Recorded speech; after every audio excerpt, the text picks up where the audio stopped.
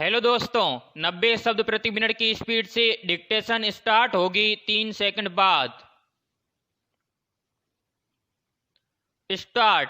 विदेश में हिंदी फिल्मों की कमाई काफी ज्यादा होती है और ऐसे में अकेले देश के लिए फिल्म रिलीज कर देने भर से विदेशी आमदनी से हाथ धोना पड़ेगा।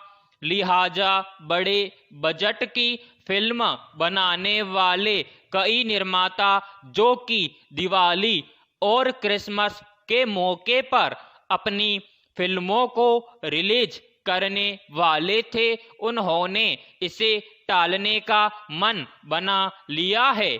फिर अभी भारत में भी पाबंदियों के कारण ज्यादा दर्शक नहीं आ रहे हैं। कुछ दिन पहले ही रोहित शेट्टी अपने अंधेरी स्थित ऑफिस से करण जौहर के साथ मिलकर सूर्यवंशी की रिलीज की तारीख तय करने वाले थे, लेकिन अब उन्होंने अपना मन बदल लिया है। पैराग्राफ। वैश्वीकरण की नीति को अपनाने के बाद भारतीय बाजारों में चीनी उत्पादों की भरमार हो गई है।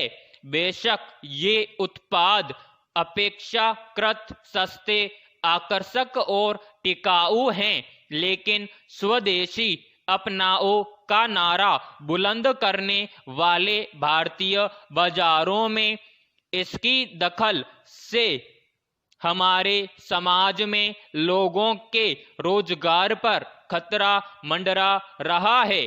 पारंपरिक रूप से मिट्टी के एक वर्ग सदियों से मिट्टी के बर्तन, खिलौने और अलग अलग तरह की कलाकृतियां तथा उपयोगी वस्तुओं को बनाकर अपनी आजीविका का निर्वहन करता आया है।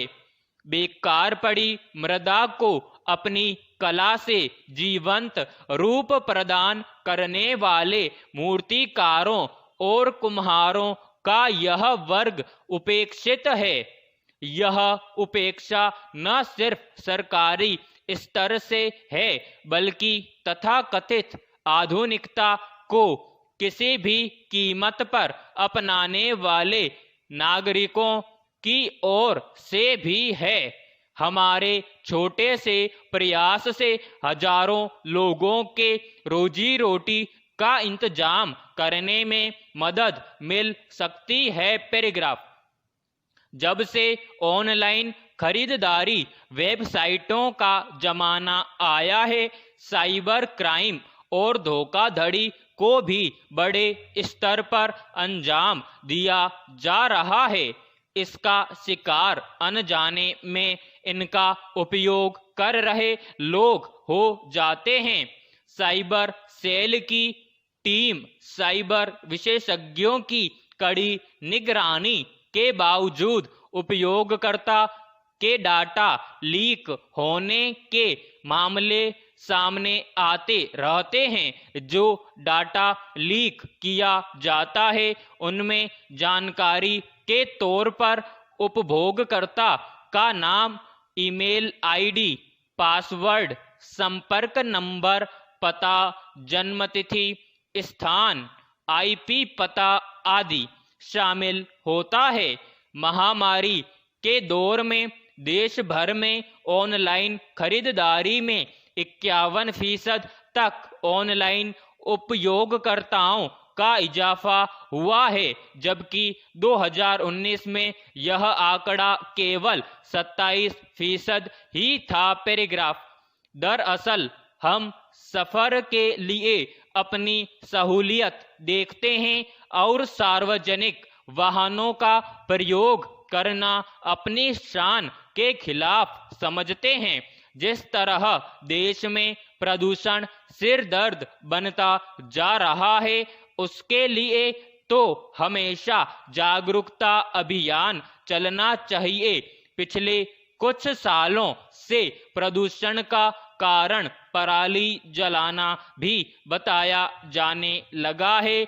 और इससे निपटने के लिए कुछ लोग यह सलाह देते हैं कि किसानों को धान की जगह अन्य फसलें उगानी चाहिए।